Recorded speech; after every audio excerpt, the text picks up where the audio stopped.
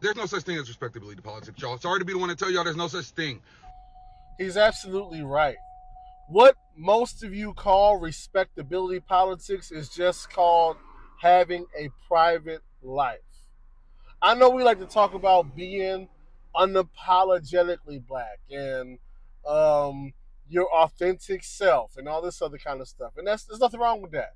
But once again, there used to be a such thing as a private life, meaning all of you does not need to be on display at all times. Everybody should not have access to all of you. There should be certain parts of you that are reserved for certain times, places, people, and occasions. Right? And so that's where the issue comes in. People talk about you not doing this at a certain time and you acting this way in this environment. Oh, that's respectability politics. You want to get white folk. No, it has nothing to do with white folk.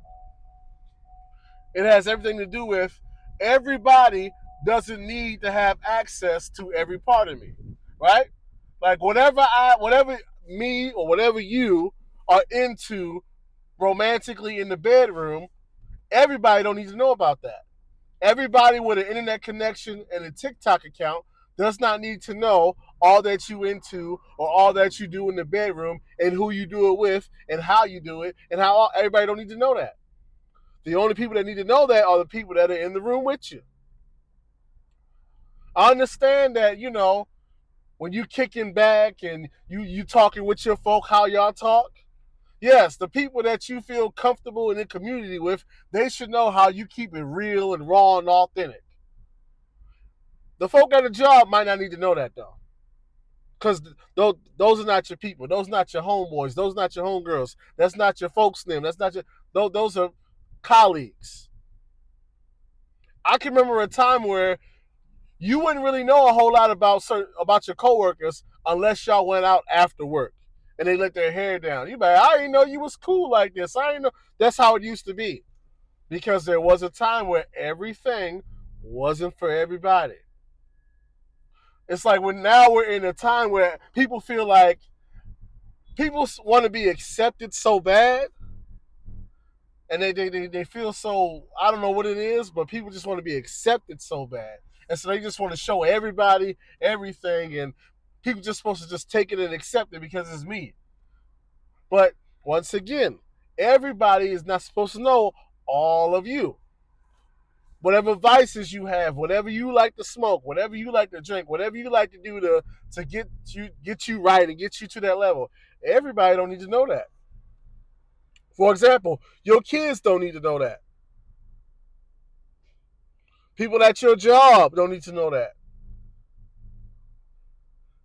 I know a lot of us like to sell products in the TikTok shop and all that other kind of stuff, but let me tell you this.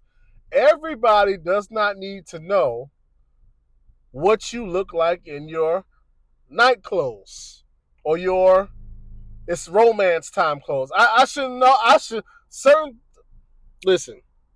Certain pieces of your body and your sexuality and your curves and your body parts, I should have to use my imagination to wonder what it looks like because I don't know you. And why would you be giving access to me like I don't know you? What have I done to earn the right to see your body? That's just, this is men and women. Why are you posting pictures and videos on the internet and you don't got hardly any clothes on?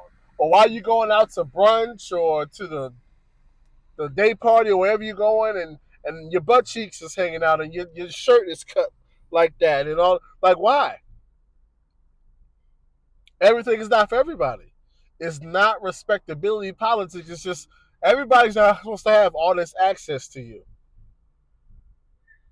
And for a lot of you, the way you carry yourself, I can only imagine how many people know where you live and how many people have been in your house. It's listen, certain things are for certain people. There are certain things I don't do around the elders in my family or elders in general. And I'm grown. I'm almost 40 years old. But I couldn't tell you how many times I've cursed in front of the elders in my family. It's just a respect thing. Not saying I don't use profanity that often anyway, but even when I do, I don't use it. I don't talk in front of the elders like I talk with my peers.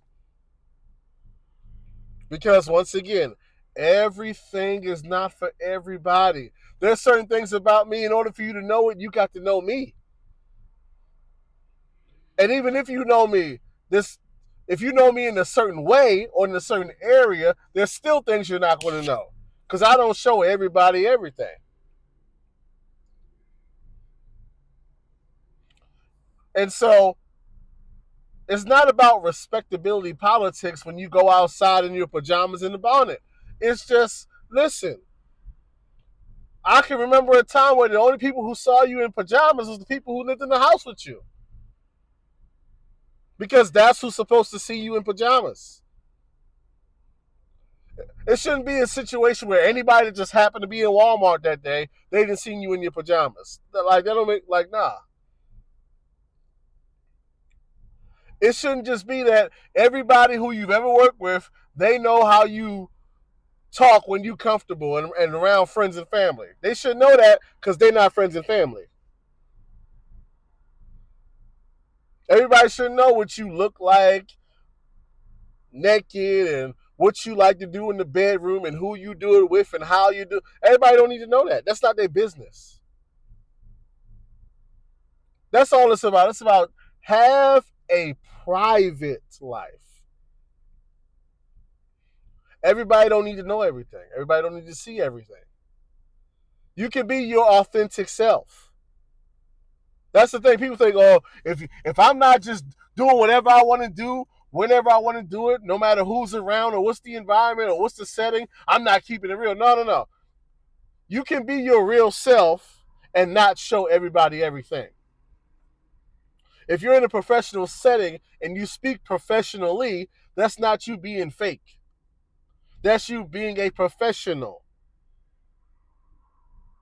And if you so choose it, you can be your real self and speak in your laid back vernacular when you hang out with people that you've gotten to know in the office, outside of the office. Right? After a couple of months, you and them, you like, hey, they seem cool. They're like, hey, you seem cool. Hey, let's go get drinks after work. Then you can show them more of your authentic self because you guys have a stronger relationship. But you don't put your whole self out there for everybody. You know, like, you don't do that.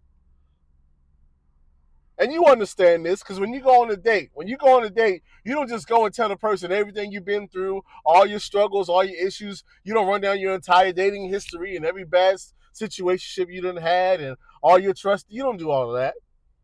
You put your best face forward because you want to look a certain way to the person you're on a date with.